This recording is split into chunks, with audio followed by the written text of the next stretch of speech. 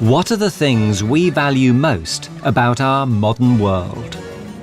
Freedom, to enjoy ourselves, to argue and discuss, to express our views, to find things out, to read and write, and the science and technologies that make these possible. None of this happened by accident. These freedoms were won through courage and with vision in an extraordinary period of human history. It began in 17th century Europe. It was called the Age of Enlightenment. In the space of little more than a century, religious faith yielded to reasoned argument, and the power of aristocracy gave way to the power of knowledge.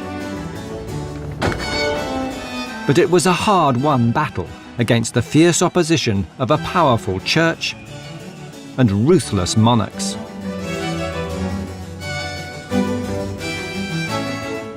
It laid the foundations for the modern world. In this program, we tell the story of 4 great Enlightenment innovators. Isaac Newton, who opened up knowledge to everybody by inventing modern science. Denis Diderot, who challenged the Church's monopoly on knowledge. The Marquis de Pombal, who built a modern city for the people of Lisbon. And Erasmus Darwin, whose discoveries deep underground mounted a direct challenge to the Church's claim to truth.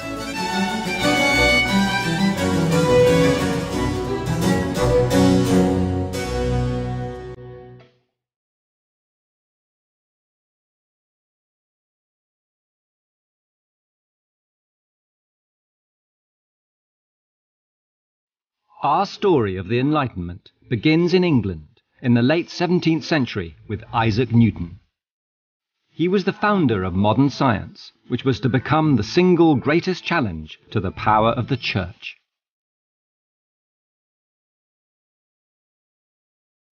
At the beginning of this period, most people's lives were based on obedience and belief. They obeyed the Church, which told them to obey the king, who, it said, had been chosen by God. People believed what was in the Bible, not what they found out for themselves.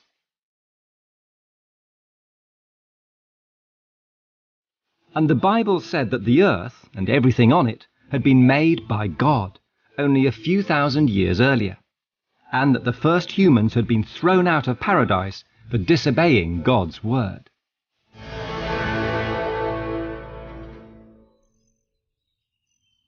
But Isaac Newton declared that knowledge was acquired not by blind faith, but by observation, and that it could be found not just in the Bible, but in the world around us. He laid down universal rules for what we now call science, and one of those rules was that it was open to everybody. There's one thing that everybody knows about Isaac Newton, that was that he watched an apple fall to the ground, and in a great flash of inspiration, he suddenly conceived the theory of gravity.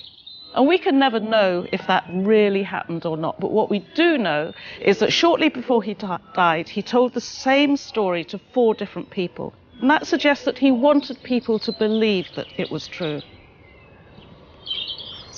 And he sat in the orchard, and he sat beneath this apple tree, and he watched an apple fall off the tree to the ground, something he'd seen hundreds of times before, but this time was different.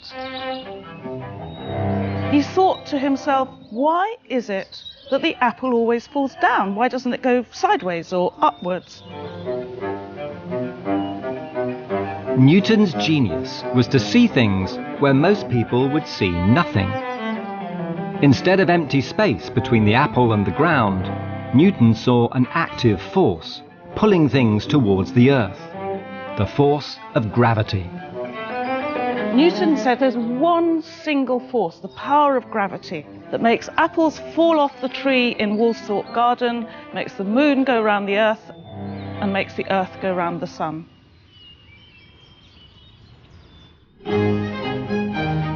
Newton had discovered a vast and universal law. But at this stage of his life, in his 20s, he didn't seem to care if anybody else knew about it. He wrote up his discoveries in Latin. In this book, almost nobody could understand. And he buried himself away at Cambridge University. He seems, as far as we can make out, to have been a very withdrawn, difficult, prickly man. He was an absolutely appalling lecturer. Some students saw him going by in the street and said, "There goes the man who lectures to the walls," by which he meant that there was nobody in the room at all when Newton was lecturing.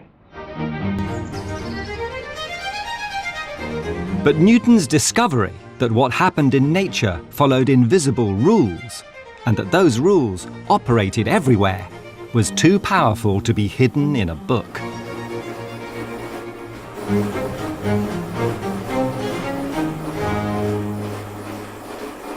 Newton himself didn't have the slightest interest in whether anybody else could understand how gravity works, but the people who followed him during the 18th century did.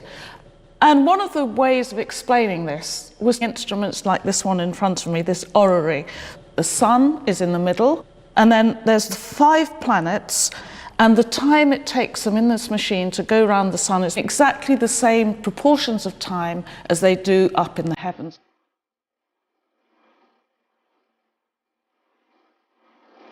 Lecturers used to take instruments like this, orreries, and go round to different parts of the country lecturing about Newton's gravity, about the laws of mechanics.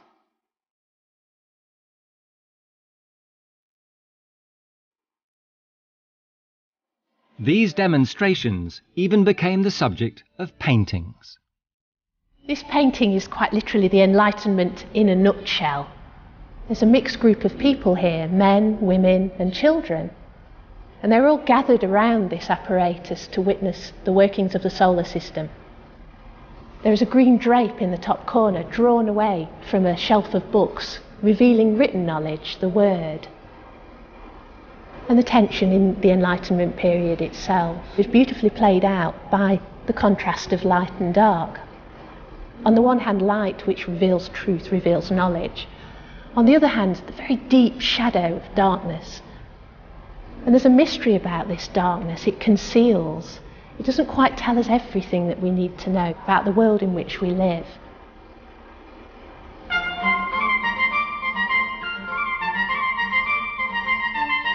But the idea everybody could understand was a universal law that kept everything in its proper place. It was even taught to school children by getting them to act out the orbiting planets in the playground. Parallels were drawn with human society, in which rich and poor had their proper places.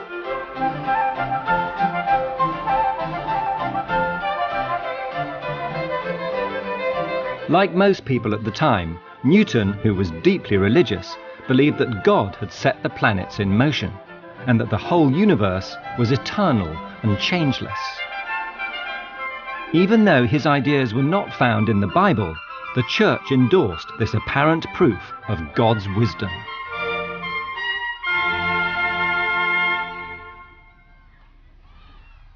Newton was asking questions about the world around him. But he wasn't alone. He was a founding member of the Royal Society, the world's first scientific association, dedicated to spreading the discoveries of the Enlightenment. Its members believed in the truth of the Bible, but they no longer accepted that it was the only truth. Traditionally, the way to find out about God was to read the Bible. This was the book of God's holy word that he dictated to Adam.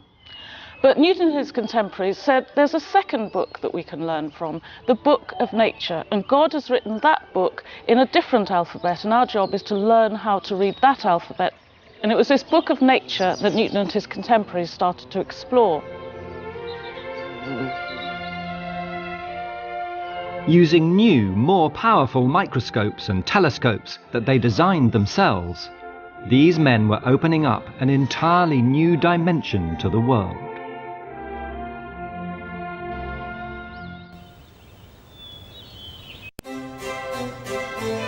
Over the course of his life, Newton seems to have changed his mind about the importance of publicising his work.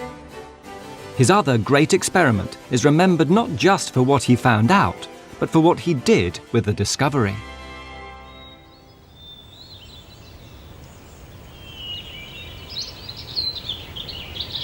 Back at his boyhood home in 1666, he began to wonder where the colours in the spectrum come from.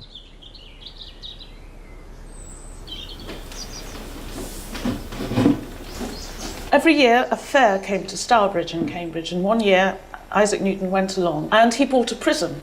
The prisms were being sold for children to use as toys. People knew that when you throw light through a prism, it makes a spectrum.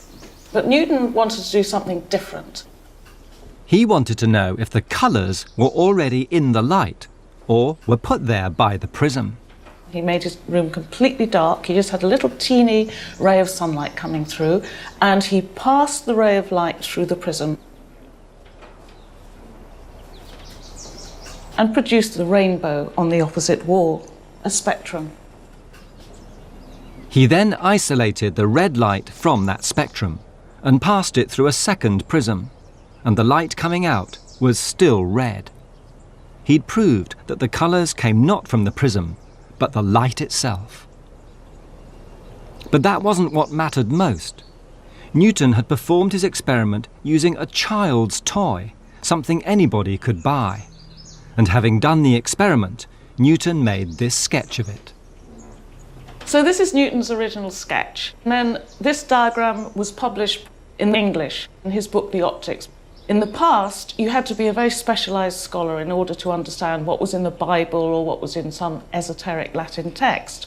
But an experiment like this could be repeated anywhere in the world. This was a new source of truth, a new source of knowledge. So ordinary people could use these scientific results to invent things, to make machines, to change the world, to control the world. So the people who understood and who were clever would take over from the people who'd been born into rich, aristocratic, wealthy families.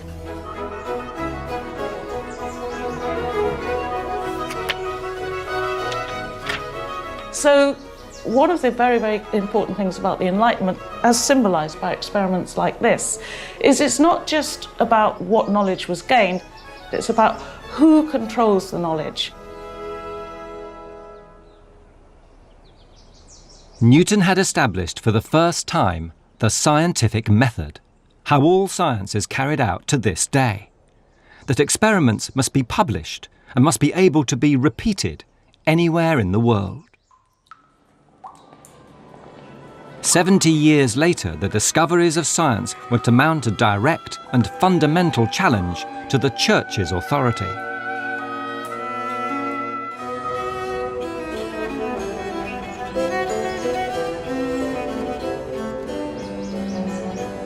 But at the time, the Church believed that Newton's work endorsed God's power, and he was buried with great ceremony in Westminster Abbey, where England honours its heroes.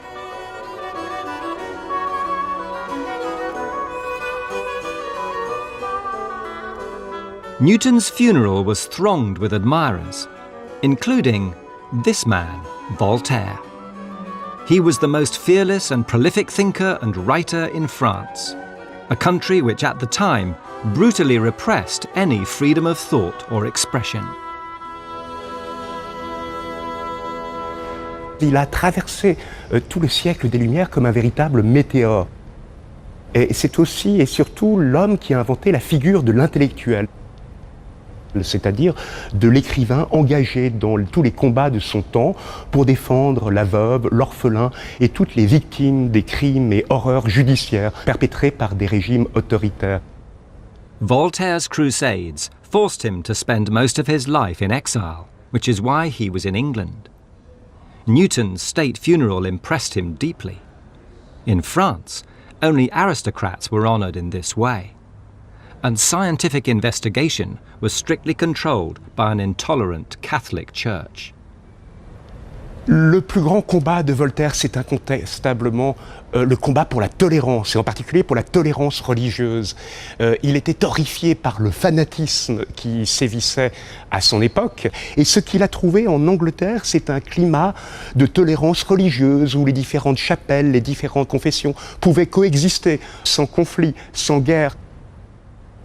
Une formule de ses lettres philosophiques résume admirablement cette tolérance qu'il a rencontrée en Angleterre. S'il n'y avait en Angleterre qu'une religion, son despotisme serait à craindre. S'il n'y en avait que deux, elle se couperait la gorge. Mais il y en a 30 et elles vivent en paix et heureuses.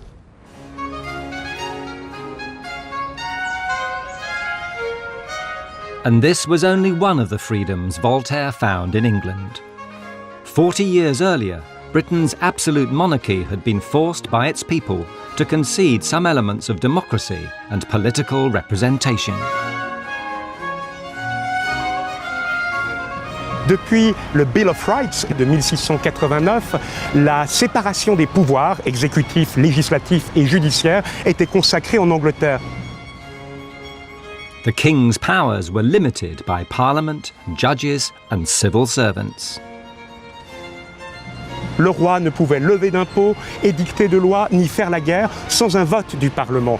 Et ce régime dans lequel les trois pouvoirs s'équilibraient était évidemment favorable à la liberté, beaucoup plus favorable que le modèle absolutiste français dans lequel le roi exerçait la totalité des pouvoirs. In England, Voltaire also found the freedom that to him was the greatest of all.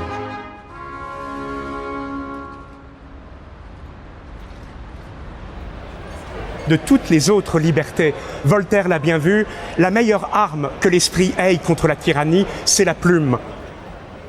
En instaurant la liberté d'expression, on ouvre un espace public de débat contradictoire, un espace où la nation tout entière peut confronter ses idées, suggérer des réformes, proposer des améliorations du gouvernement. Et c'est en conquérant la liberté d'expression qu'on pourra conquérir les autres libertés.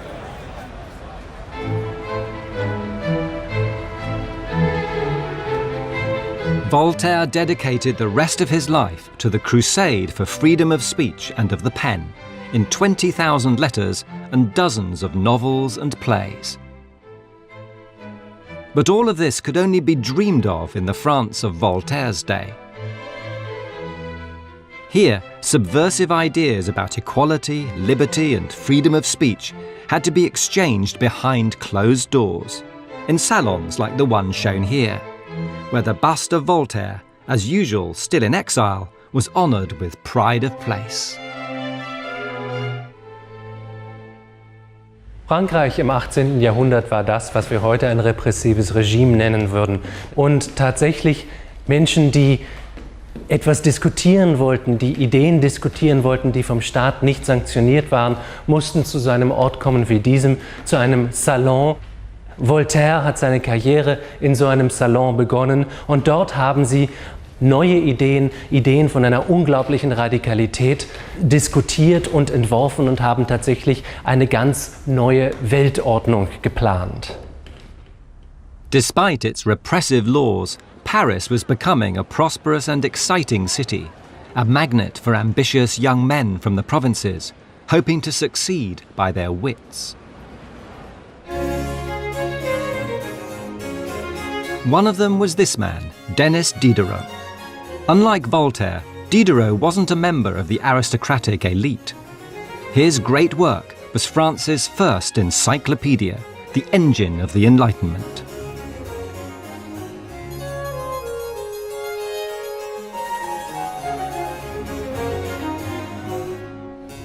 But he'd barely begun when another of his works was noticed by the king's censors.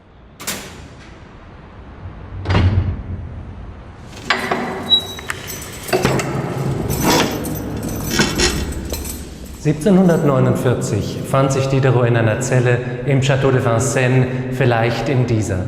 Er hatte es gewagt, ein Buch zu schreiben, in dem er behauptete, Wissen käme von den Sinnen, nicht aus göttlicher Offenbarung. Für den König war das Provokation genug, um ihn hier festzusetzen.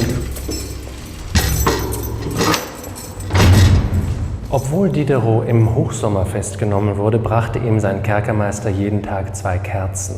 Nach einigen Tagen sagte er dem Kerkermeister, er könne sie wieder mitnehmen, er brauche das nicht, das Licht sei gut, es sei Sommer. Aber der Kerkermeister sagte ihm, behalte sie, du wirst sie vielleicht während der langen Winterabende brauchen.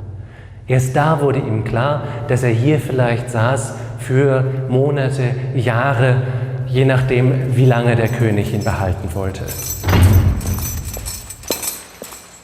But the worst thing about imprisonment for Diderot was that it was keeping him from the great project of his life, the Encyclopédie, which he'd barely begun when he was thrown into jail.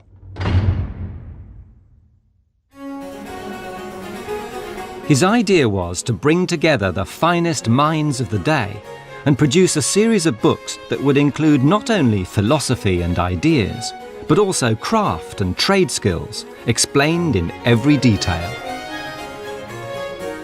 Until then, useful knowledge like this hadn't been thought worth recording. But Diderot and his colleagues sought out the ordinary people, to whom nobody had previously listened.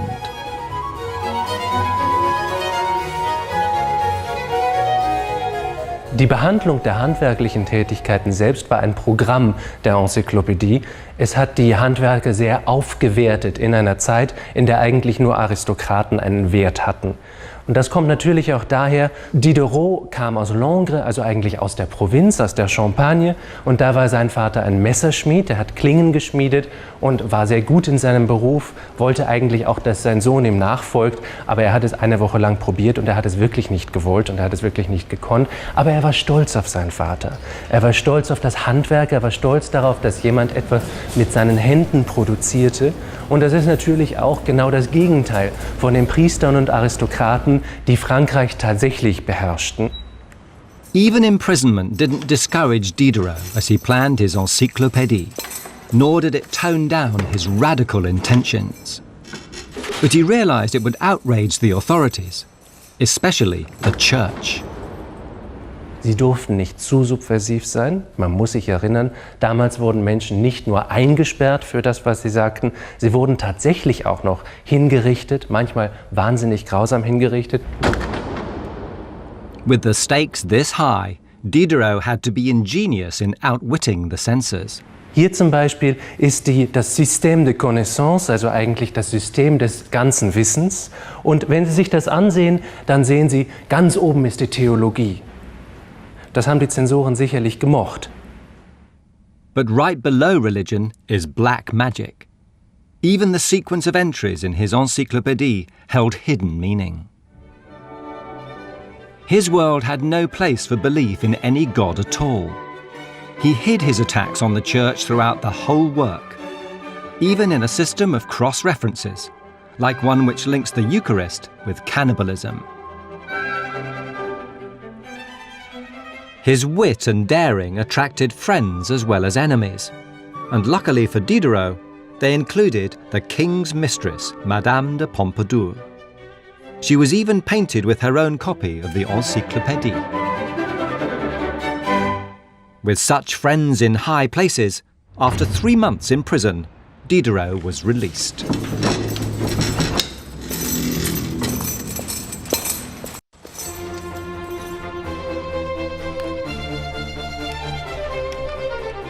The king and the censors had realized that Diderot's great project had become an industry in itself, and potentially a very profitable one. Despite continuing harassment from the church, Diderot and his colleagues were consumed for the next 26 years in bringing their great work into being. There were 20 million words in 28 volumes, and every letter of every word had to be set by hand. Hundreds of typesetters, tanners, printers and bookbinders were involved.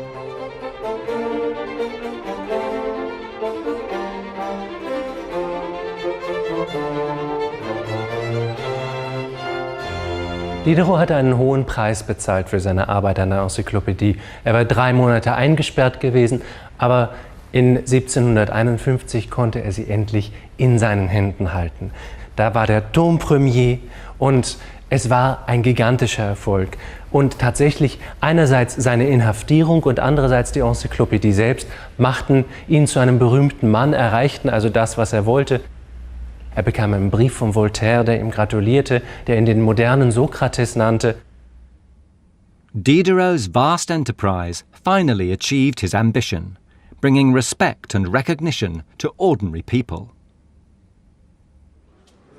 But most of them had little chance of reading about it. The Encyclopédie was a very expensive book. It actually cost something like 980 livres, which, if you put that into the context of the time, a skilled artisan, if he was lucky, might earn something like 15 livres in a week. So he could never have afforded this. It was mostly bought by members of the social elite, the crème de la crème. And even for those who could, buying any book remained a risky business. Something like half the books that were published in France during the 18th century were banned books. They were sold under the counter secretly, and even the Encyclopédie was banned for a number of years. But Diderot said, a book banned is a book read. Diderot realised that the controversy was helping to publicise the Encyclopédie. And despite the risks, its success started a huge boom in publishing at the time.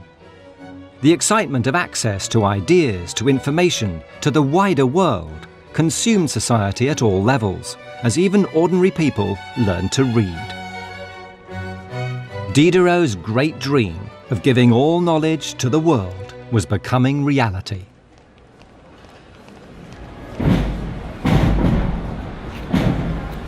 But the Church was fighting back.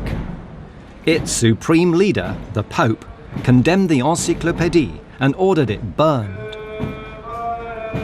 He declared that any Catholic who dared to read it would face eternal damnation.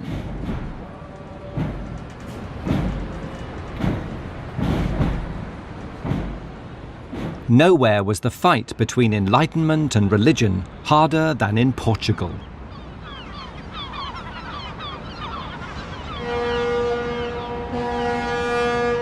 Here, the Enlightenment only prevailed through an unforeseeable event, a disaster which devastated the wealthy capital, and whose wider effects were to threaten the Church's authority throughout the world, right up to today.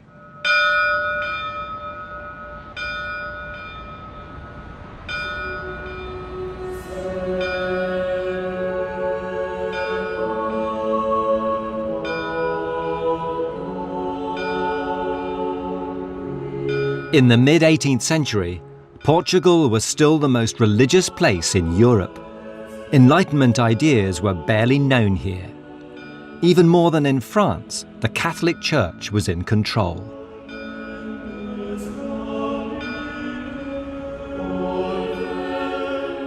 The priests told the people that sinners would be horribly punished by God after death. And a religious court called the Inquisition could condemn people to garrotting, beheading, or being burnt alive. It seemed that nothing could change the order of things, until one day in November 1755. The capital city, Lisbon, was mostly made up of narrow, crowded streets, all higgledy-piggledy on the shores of a big river. It teemed with a population of 250,000 people. O dia 1 de novembro é um dia de Todos os Santos e é um dia feriado que naturalmente tem um especial significado nos países católicos.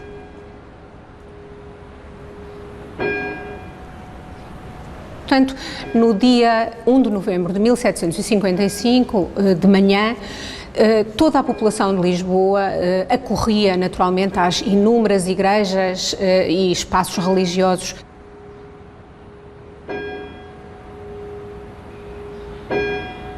Perto das 10 da manhã, uma coisa terrível aconteceu e completamente inesperada.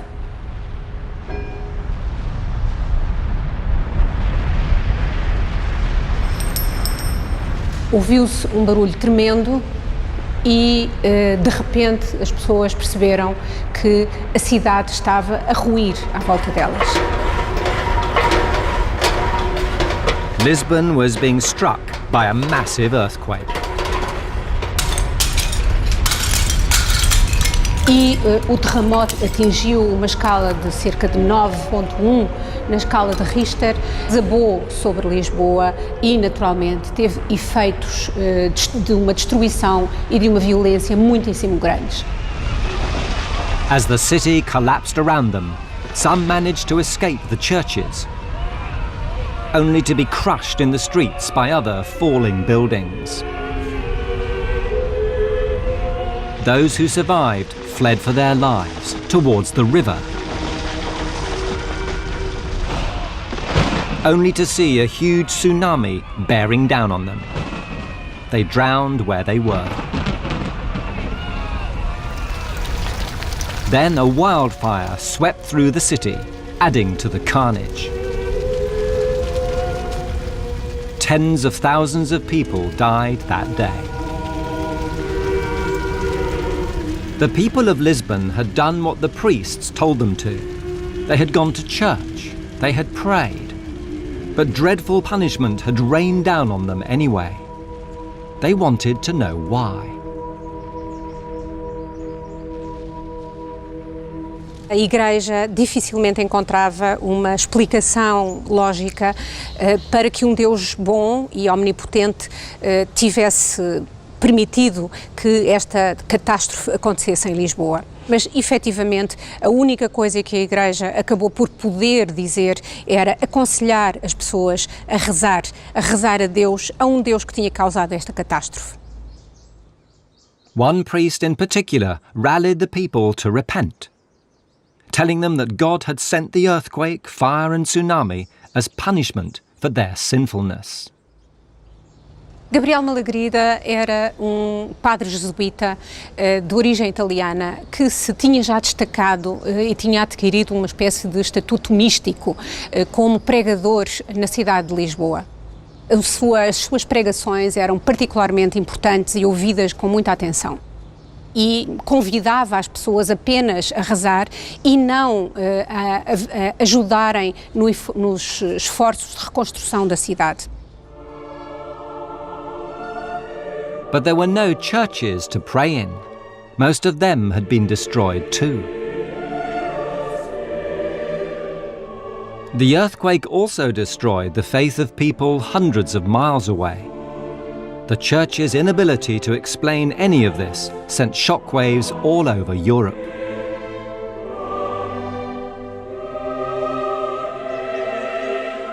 But there was one man who saw an opportunity in this disaster. The Marquis de Pombal was one of the few Portuguese who'd had access to the new ideas of the Enlightenment. Here at his once grand estate outside Lisbon, he began to plan to use these ideas to change the city and the lives of its people forever. For him, the earthquake was a chance to put those ideas into practice for the benefit of the whole population.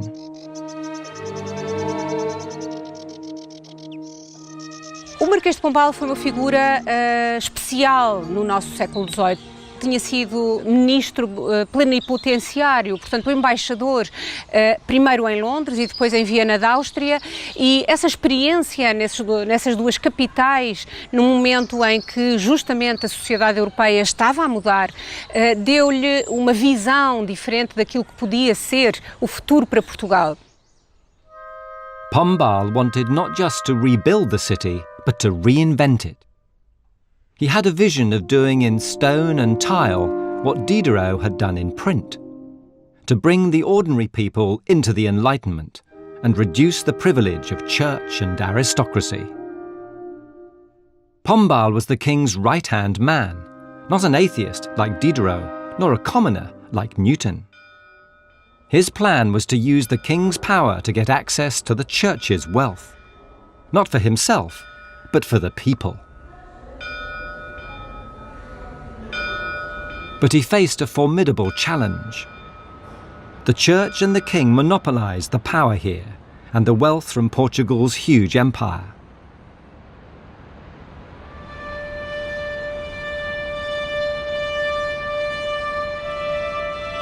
The enormous palace and monastery of Mafra outside Lisbon has almost 900 rooms and took 45,000 men 13 years to build. Mafra é bom exemplo desta partilha de poder entre o rei e a igreja. Por lado temos o Paço Real, onde o rei ficava, e do outro lado uma igreja, convento, onde justamente os monges podiam rezar.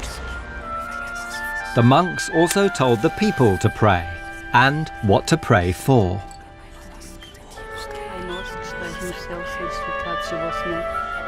Assim, por lado, o rei considerava que vivia numa monarquia de origem divina e que, portanto, o seu poder tinha origem em Deus.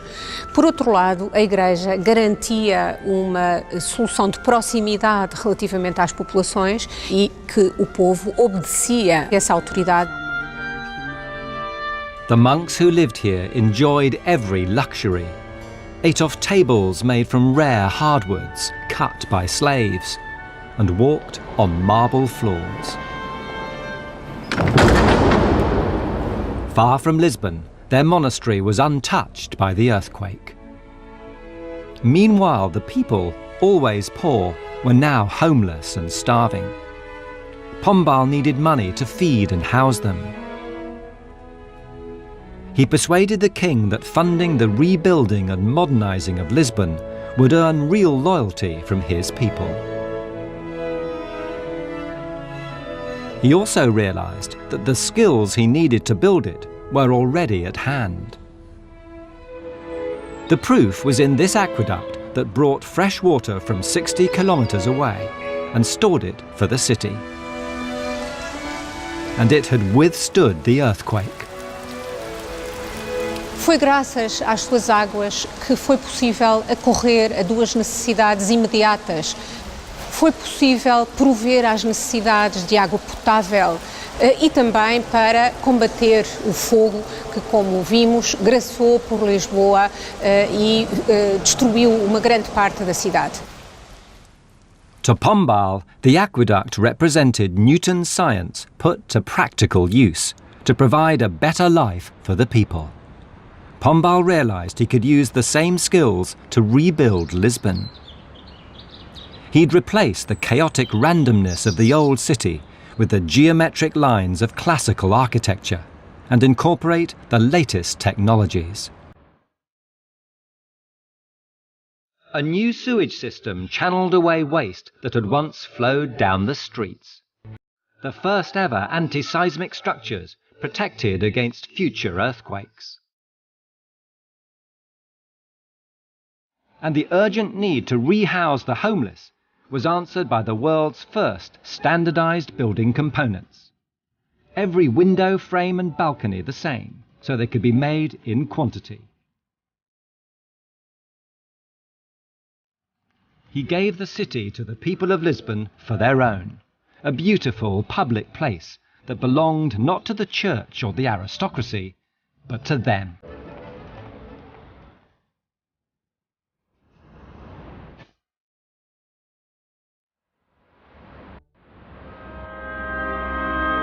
The success of Pombal's huge rebuilding project undermined the church's power over the people. And Pombal had insulted the church directly by replacing the ruined churches with structures that looked like all the other buildings.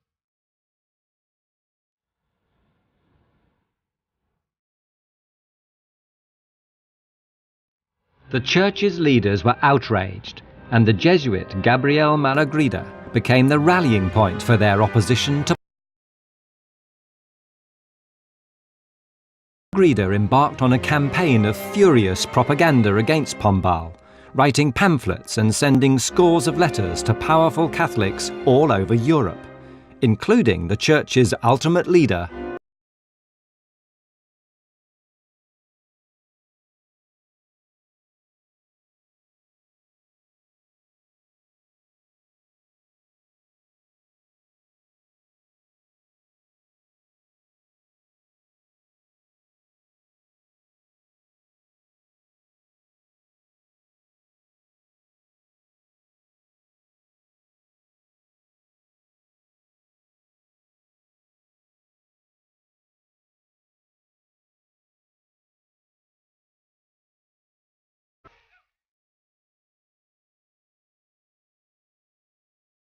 Gabriel Malagrida, direta ou indiretamente, tinha causado a morte a tantas pessoas, foi afinal eliminado da mesma maneira, de uma maneira também ela violenta e também ela muitíssimo controversa. Malagrida was garroted and his body burned to ashes. Then Pombal ended the Inquisition forever.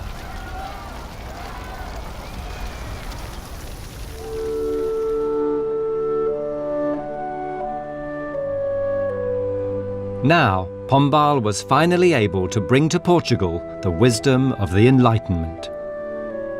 This beautiful room in the monastery at Mafra was transformed into a library, full of the revolutionary thinking that had never been allowed before. Pombal had used the power of an absolute monarch to bring the Enlightenment to Portugal. He'd built the most modern city in the world and freed people from their terror of the church. Meanwhile, in England, the technology embraced by Pombal was already moving the world towards industrial revolution.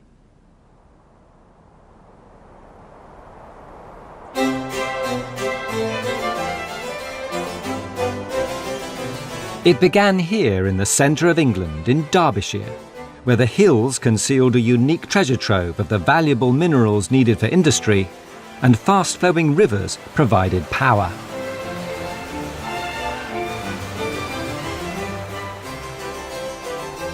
In 1721, in the quiet town of Derby, the world's first factory was built, a silk mill.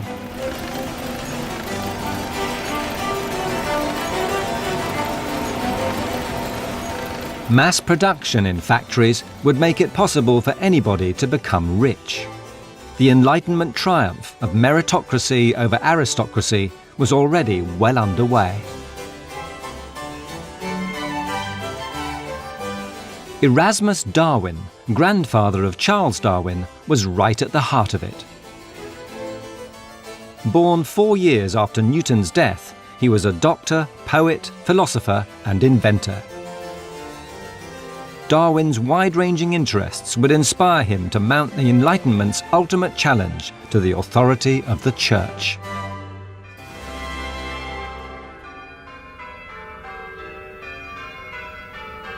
He was fascinated by Enlightenment thinking and its application to real life. Erasmus Darwin was a member of an entirely new class, optimistic, passionate, aggressive, and living by their wits. They hadn't inherited money, they had to make their living for themselves. For Darwin, the key was to understand, manage, and direct the rapidly changing world around him. Darwin's friends were leading lights in natural philosophy, innovation, and industry. Inspired by them, Darwin recorded his own ideas and inventions in this book. It's an amazing window through which we can see what drove him and what he cared about.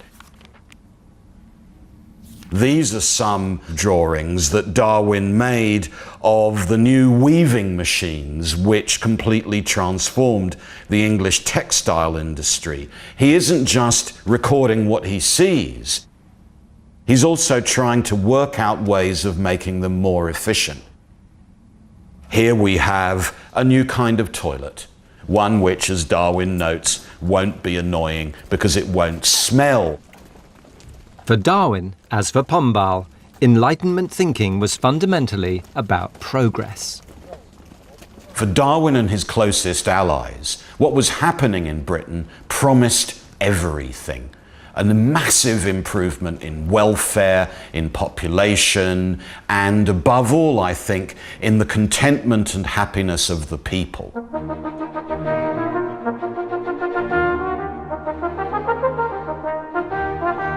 Darwin's work as a doctor required him to travel long distances to visit patients.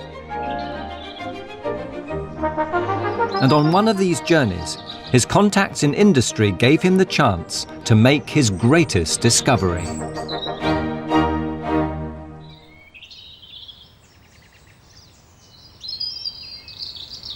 This may look like a rural landscape, but in Darwin's day it was a region of heavy industry. This was where quarrymen and miners dug deep underground through natural caverns to bring out minerals and chemicals that were then going to be used in the industries that Darwin's friends were running, in pottery, in textiles, industries that were driving the industrialization of Britain. Caverns like this gave Darwin a chance to investigate the biggest of all questions: how the Earth itself and everything on it was made.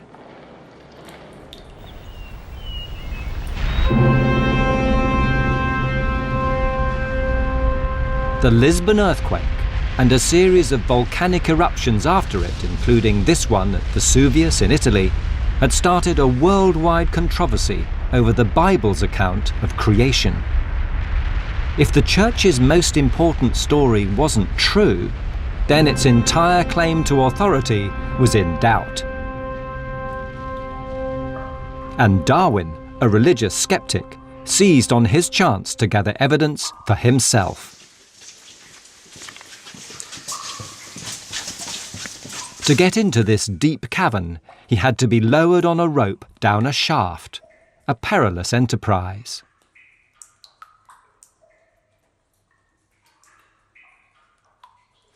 Darwin was fascinated by the mineral forms he found deep inside these caves.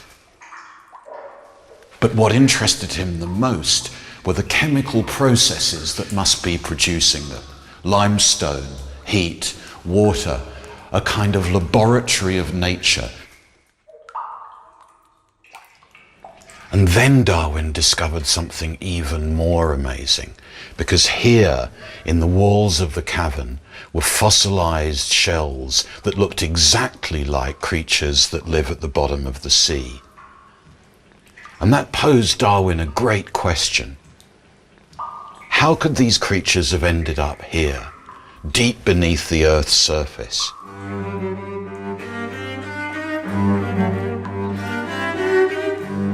Darwin realized this could only have happened if the Earth were in constant motion and millions of years old, far older than the Bible had claimed, and that it must once have been entirely covered by oceans.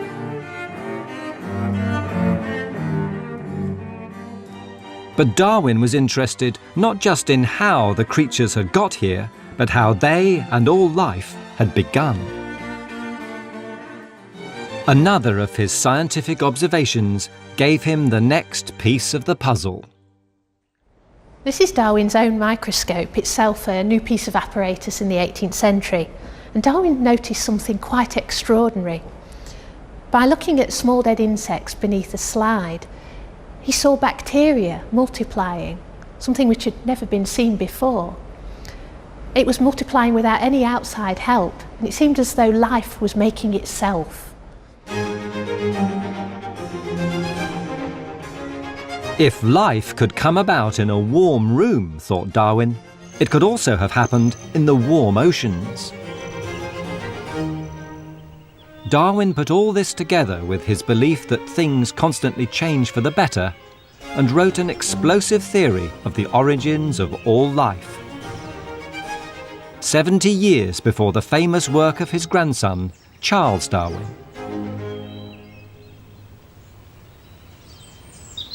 Here's his description of that great process. Would it be too bold to imagine, perhaps millions of ages before the commencement of the history of mankind, that all warm-blooded animals have arisen from one living filament, possessing the faculty of continuing to improve by its own inherent activity and of delivering down those improvements by generation to its posterity, world without end? Erasmus Darwin's theory of the origins of life in effect declared that everything the Church had asked the entire Christian world to believe about how God had made the earth and everything in it was simply untrue. Darwin had used science to challenge its greatest enemy in unarguable terms. The Church would never fully recover from Darwin's attack.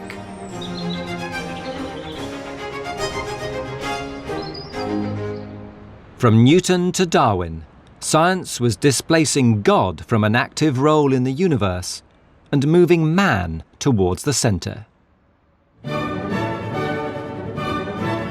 The Enlightenment had flooded the Western world with books full of new ideas of freedom, progress, and reason. It had declared war on the power and authority of the Church and deployed new technologies to improve the lives of ordinary people.